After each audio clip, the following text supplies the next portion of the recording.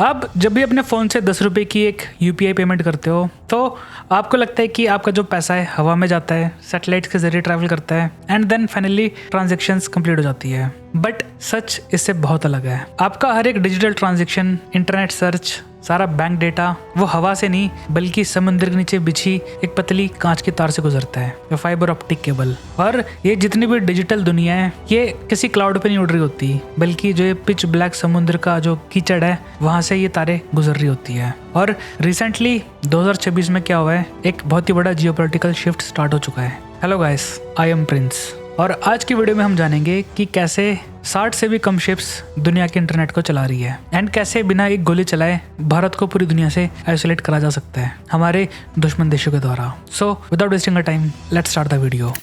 सबसे पहले आपको दिमाग से एक बहुत बड़ा कन्फ्यूजन निकालना पड़ेगा, क्या इंटरनेट सैटेलाइट से चलता है या नहीं? एंड इसका आंसर है बिल्कुल भी नहीं। इलॉन मस्क की जो स्टारलिंक सैटेलाइट्स थी एंड ऐसी जितनी भी सैटेलाइट्स है जो वायरलेस से इंटरनेट प्रोवाइड करते हैं, तो वेल ये ओवरऑल पूरे इंटरनेट का सिर्फ 1% है। दैट इफेक्टिवली मीन्स कि 99% जो ग्लोबल कम्युनिकेशन होती है वो ऐसी अंडरग्राउंड फाइबर ऑप्टिक केबल से जारी होती है, जिनकी मोटाई एक गार्डन के होज जितने बराबर होती है। और समहाउ अगर समुद्र के नीचे इसमें कोई डैमेज आ जाता है, ये तार टूट जाती है, तो आप इसको नॉर्मली जाके उस पानी के अंदर रिपेयर नहीं कर सकते। पीछे से एक शिप भेजी जाती है जो काफ़ी स्पेशल होती है। वो इस तार को समुद्र से ऊपर उठाती है, उसको क्लीन करती है एंड एक हाइपर स्टेराइल क्लीन रूम के अंदर इसको रिपेयर करा जाता है स्पेशल इंजीनियर्स के द्वारा। एंड मैनुअली एक एक करके जितनी भी तारें इसको आपस में जोड़ते हैं, जिसको करने में कुछ घंटे या हफ्ते नहीं बल्कि कई महीने भी लग सकते हैं आराम से। और आपके दिमाग में ये बात आ रही होगी कि व्हाट इफ अगर इसको कुछ जानबूझ के कोई कुछ कर दे तो वेल ये एक थ्योरेटिकल चीज़ नहीं रही है। एक्चुअली इसका जो ब्लूप्रिंट है उसको रिसेंटली चाइना ने एग्जीक्यूट करा है।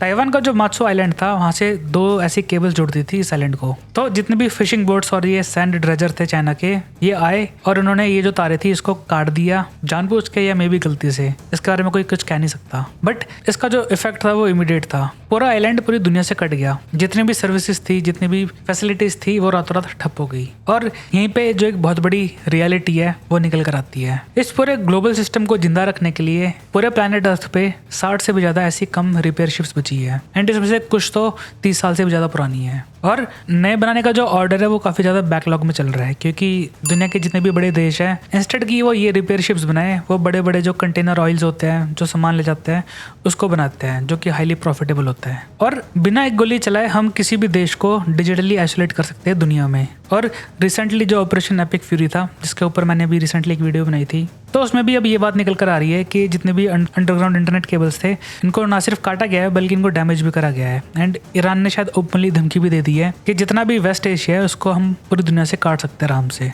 And this event changes everything, क्योंकि अब बात करते हैं हम भारत की, और ये कैसे आपका जो ये पॉकेट है, आपके जो ये पैसे है, इसको कैसे इफेक्ट भी करता है। भारत ने जो ये यूपीआई बनाया था वैल्यू काफी काबिल तारीफ था एंड इसके जोर पे हमने पूरी दुनिया में डंका बजाया था। ऐसे जो पेमेंट्स थी वो करनी काफी आसान होगी। एंड हम कई सारे रिएक्शन चैनल्स या वीडियोस में भी देखते हैं कि जब फॉरेनर इसको ट्राई करते हैं तो well they are very amazed. इतना सीमलेस कि आप 2 सेकंड के अंदर पेमेंट कर सकते हो, इवन 1 रुपए की भी। But here is the very hard pill to swallow. हमें लगता है कि हमने यूपीआई बनाया तो दैट मीन्स इसका जो डेटा है वेल वो भारत के अंदर ही ट्रैवल करेगा। सो वाई डू वी केयर कि अगर हमें दुनिया से कार्ड भी दिया जाए तो वेल ऐसे सर्विसेज को जो होस्ट करने की कंपनीज होती है जैसे कि गूगल, इवन AWS जो उनको अलाउ करती है फंक्शन करने के लिए, तो वेल उनके जितने भी सर्वर्स है एंड उनके अंदर जितना भी protected patented software and algorithms है, तो वेल वो भारत के अंदर नहीं रखते, वो रखते हैं अपने देश अमेरिका के अंदर। एंड गेस व्हाट, अमेरिका से भारत को कनेक्ट करने के लिए इन केबल्स की जरूरत पड़ती है। इवन दो जो पूरा इंफ्रास्ट्रक्चर है वो भारत के पास है, बट ऐसी जो छोटी छोटी चीज है, इवन जो बैंकिंग सर्वर्स होते हैं, जो DNS होता है, उनका जरूरी होता है कि वो दुनिया से कनेक्ट रहे सो दैट कंफर्म करा जा सके ऑथेंटिसिटी को लेके भी, अगर कोई बंदा ट्रांजैक्शन करना चाहेगा तो। एंड मैं कुछ आम आदमी की बात नहीं कर रहा, इसमें जो बिजनेसेस है, बड़े बिजनेस है, वो भी इंक्लूड है, जो काफी हजारों नॉट इवन लाखों लोगों को रोजगार भी देते हैं। और प्रॉब्लम यहीं पे खत्म नहीं हो जाती। जो ये केबल्स है भारत तक लाने के लिए, इसके वेल कुछ ही दरवाजे हैं जिनको हम कहते हैं लैंडिंग स्टेशंस। और पूरे भारत में ऐसे बस 3 ही जगह है जहाँ से पूरी दुनिया का जो इंटरनेट केबल्स है अंडर वाटर वो भारत में आके घुसते हैं। पहला है मुंबई, दूसरा है चेन्नई एंड तीसरा है कोची। और अगर हमारे जो एडवर्सरीज है, हमारे दुश्मन देश, अगर वो बॉर्डर पे ध्यान भटकाए एंड चुपचाप समुद्र के नीचे ऐसे लैंडिंग स्टेशन पे अटैक कर दे तो वेल तब क्या होएगा? जैसे ये केबल्स कटेंगी तो जो डेटा राउटिंग है वो इमीडिएटली कोलैप्स हो जाएगा। सर्वर्स पे जो ये टाइम्ड आउट होता है, ट्रांजेक्शन टाइम्स आउट, ये एक न्यू नॉर्मल बन जाएगा। एंड ये भी देख सकते हैं कि एक यूपीआई सिंपल पेमेंट करने के लिए कुछ सेकंड नहीं बल्कि एक घंटे भी लग सकते हैं। और ये एक सोशल मीडिया पे बैन होने जैसा इवेंट नहीं होगा जैसे भारत ने टिकटॉक को बैन किया था। हमारे देश का जितना भी डोमेस्टिक कॉमर्स है इस पे पूरा फुल स्टॉप लग जाएगा, वो भी एक दिन के अंदर ही। एंड गेस व्हाट, हमें जीनियस बनने की जरूरत नहीं पड़ेगी and it is not a rocket science. इसके बाद का क्या स्टेप होएगा? लोगों को एक बात रियलाइज होगी कि जो ये डिजिटल इकोनॉमी थी, वेल इन पे लोगों का वैसे कम भरोसा होता है इंडिया में। तो वेल वो क्या सोचेंगे कि इससे बढ़िया था हमारे पूर्वज जो हमेशा सोचते थे कि जो पैसा हाथ में है वही अच्छा पैसा है। एंड वो सारे एक साथ भागने लग जाएंगे बैंक की तरफ पैसा निकालने के लिए। एंड गेस व्हाट, बैंक ने वो पैसा चढ़ाया होता है लोन के रूप में दूसरे लोगों को। एंड वेल जो उसका डेटा है तो वेल वो उसको जान भी नहीं पाएंगे without the help of internet. And धीरे धीरे जो चेन रिएक्शन जब फैलेगा तो देश में क्रांति वाले माहौल हो सकता है। लोग सवाल पूछ सकते हैं अपनी गवर्नमेंट से कि आप क्या कर रहे थे। जस्ट 3 तारे काटने से एक देश की गवर्नमेंट भी डिसाइड हो सकती है। और सबसे आयरॉनिकल बात पता है क्या है कि हमारी जो $1 ट्रिलियन इकोनॉमी है जिसको डिफेंड करने के लिए हमने अपनी नेवी बनाई है एंड जो वॉरशिप्स हमारे पास है तो वेल उसमें काफी सारी मॉडिफिकेशन करनी पड़ेगी। उनके जो जॉब थी हंट करने की, एक हंटर की, उनको मॉडिफाई करना पड़ेगा उनके हिसाब से ताकि जो ये सिविलियन शिप्स अगर भारत भेजेगा रिपेयर करने के लिए वो उनको डिफेंड कर सके। सो इफेक्टिवली एक हंटर से इसका रोल हो जाएगा एक बॉडीगार्ड में। और लड़ाई के मैदान पे स्पीड ही सब कुछ होती है। एक जगह अगर आप टिक गए तो you are as good as dead. And compare to other branches air force and army, भारत ने अपनी जो नेवी है उस पर काफी कम खर्चा करा है। एंड जो ये रियल डेंजर है वेल वो अब जाके स्टार्ट होता है आज के 2026 के ज़माने में जब AI, artificial intelligence, algorithms and drones ये न्यू नॉर्मल बन चुके हैं। तो वेल असली खतरा अब निकल कर आता है इनसे, क्योंकि हमारे जितने भी एडवर्सरीज है, चाइना स्पेशली, वेल वो अब हैविली इन्वेस्ट कर रहा है अपनी रिसर्च एंड डेवलपमेंट इन्हीं ड्रोन्स के अंदर, स्पेशली ऐसे ड्रोन्स जो समुद्र के अंदर आराम से तैर सकते हैं। आजकल के जो ये एडवांस मिलिट्री टेक्नोलॉजी है वो इतनी आगे जा चुकी है कि जो ये अंडर सी केबल्स है आप वहाँ पे उनको चिपका सकते हो एंड वहाँ पे आप टिका सकते हो एक लो हाइबरनेशन मोड के अंदर, जिसके तहत ये कुछ दिन या कुछ हफ्ते नहीं बल्कि कई महीने एंड इवन साल तक वो समुद्र के अंदर रह सकते हैं और इनको सोनार से पकड़ना भी ऑलमोस्ट नामुमकिन होगा। और जैसे फ्यूचर में कोई एस्केलेशन होती है जियोपॉलिटिक्स या फिर एक स्टैंड ऑफ होता है या इवन लड़ाई स्टार्ट हो जाती है तो गेस व्हाट, एक सिग्नल देके इनको एक्टिवेट करा जा सकता है एंड ये जाके चिपक जाएंगी केबल्स के ऊपर एंड इफेक्टिवली एक दिन के अंदर आइसोलेट कर सकती है भारत को पूरी दुनिया से। जब हमारी आर्मी बॉर्डर्स पर लड़ रही होगी तो पीछे जो हमारी इकोनॉमी है वो ध्वस्त हो चुकी होगी, पूरा देश डिजिटली ब्लाइंड हो चुका होगा, जो कम्युनिकेशन नेटवर्क्स है वो कट हो जाएंगे, किसी को नहीं पता होगा कि क्या चल रहा है,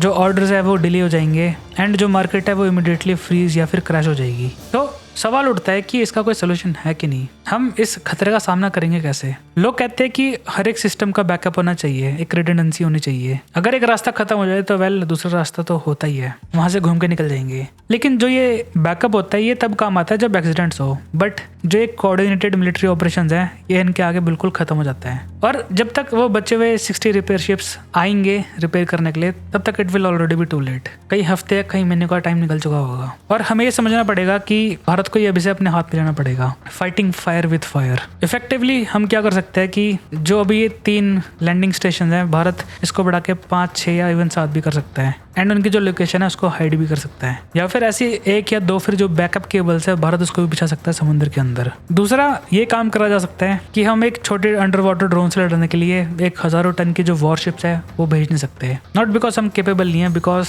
it is just too much expensive.